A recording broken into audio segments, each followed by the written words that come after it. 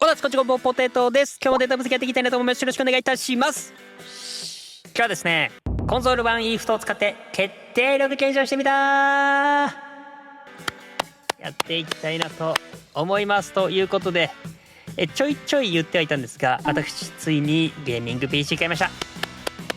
やったー、高かった。さて、このゲーミング PC を買った大きな目的としてはですね、やはり検証をね、今後ね、また今までできなかった部分までやっていきたい、こういうところがあるわけですよ。まあもちろんね、他にもいろいろあったりしますが、そこが一番大きな目的なわけなので、これをね、早速やっていきたいなと思います。ちなみにコンソール版の IFT クソ難しいです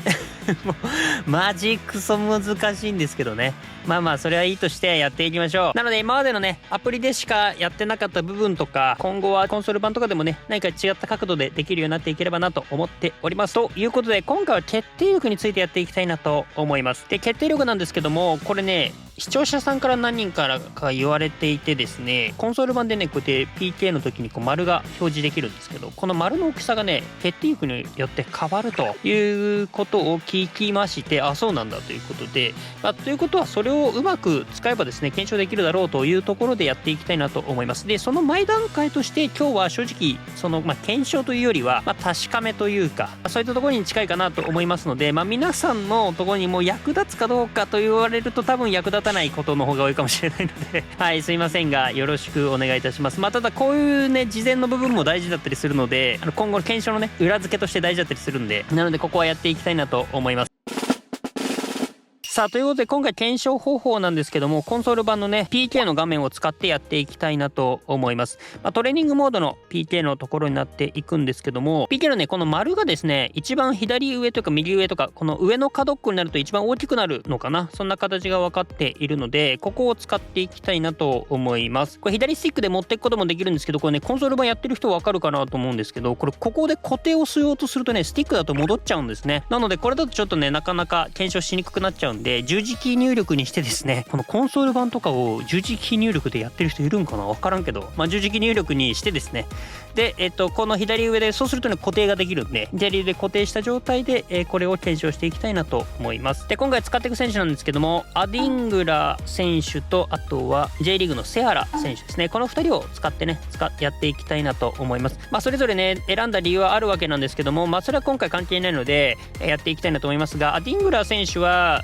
決定力が74、初期値が74かな。で、最高で94ぐらいまで上がるんで、そこを検証していきます。で、それとあとセアラ選手はもうちょっと高いんですけど、一応被らせてね検証していきたいなと、アディングラ選手と被らせてね検証していきたいなと思います。で、セアラ選手が決定力90から103かな、シャビアロンソ監督とか使えば103までいくんで、そこまでを検証してきましたよという感じですね。そこでね検証していきたいなと思います。で、今回目次としてはアディングラ選手を最初ね、初期値74からプラス決定力プラス10とかした状態でね、ここで比べて、そもそもこの決定力によってこの丸の大きさが変わるのか変わらないのか、これをまず確かめておきます。で、ここで変わるようであれば1ずつ上げていって、どれぐらい変わっていくんだろう、これを見ていきます。同じようにセアラ選手でも90から検証していきながら、数値が被ったところがね、丸の大きさがどう違っていくのかとかね、いうところを見ていきたいなと思います。これをすることによって決定力だけが影響しているのかとかね、いろいろ見えてくるかなと思いますので、そこを確かめておきたいなと思います。さあやっていきましょう。まずは74、決定力74のアディングラ選手の丸の大きさ、これでしたね。で、分かりやすくするためにですけども、たまたまですけどポテトくんがちょうどいたんでポテトくん置いときます。で、これで大きさの違いが見分かりやすくなっていくかなと思いますけども、74から85になるとどうなるのか、こうなりました。はい、ということで確実に小さくなってますね。なので決定力上げればこの丸が小さくなるっていうことが分かったので、じゃあこのままねちょっと検証していきたいなと思います。じゃあもうポンポンポンポンいきましょう。85ですね。これ86、87、88、89、90、91、92、93、94。はい、ということで確実に下がってましたね。これバーって見ていくとこんな感じになってます。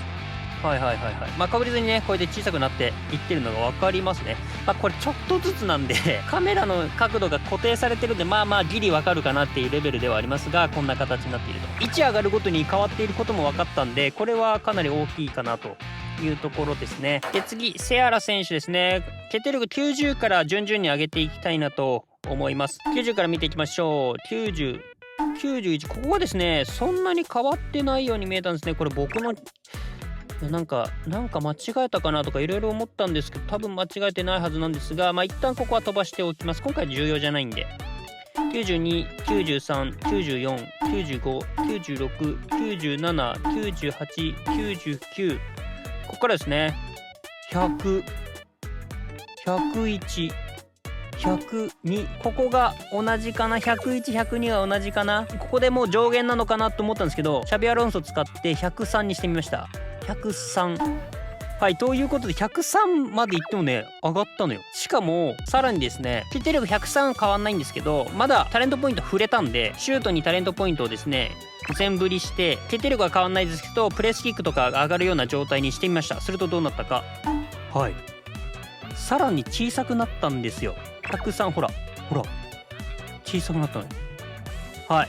ということは決定力だけじゃない可能性が出てきましたよね。あとそもそもの部分であるんですけども、セアラ選手の決定力90の時とディングレ選手の90の時、明らかに大きさ違いますよね。はい、ということはこの2つのところを見てもですね、 PK の時のこの丸の大きさは決定力だけではないっぽいっていうのが一つ分かりましたね。そうすると今可能性としてあるとしたら、プレースキックとか、カーブ値も一応上がってはいるんで、そこもありえるかなというところと、あとはキック力もありえますよね。PK の適正の数字っていうのかな、あれを見ると一応キック力上がってもここは上がるんですよね。なのでキック力の可能性はそもそもある。セアラ選手がそもそもキック力があるから、ディングラ選手より高いっていう可能性は全然ありえるというところで、なのでちょっとここだけ調べておきました。はい、決定力をですね初期値の状態、セアラ選手をね初期値の状態にした上で、キック力81初期値ですねで比べていくとここになりました。じゃあこの状態からキック力だけを全振りしました。こうなりました。ドン。はい、102にしたキック力102にしたんですけど変わんなかったんですよ。こっち81、こっち102ですよ。ほら変わんなかった。ということは PK の適正のね数字自体はもちろん変わってるから入りやすさとかはあるのかもしれないですけど、この丸の大きさ自体はキック力では変わらないということが分かりました。はい、面白いね。ということはですよ、この PK のこの丸自体は決定力とおそらくプレースキックですね、このフリーキック数値ですね、ここが影響してこの丸の大きさが変わっているということが言えるんじゃないかなと思います。はい、ということで今日は一応結論です。PK の時の丸の大きさは決定力とプレースキック数値が影響している、コンソール版の場合ねとします。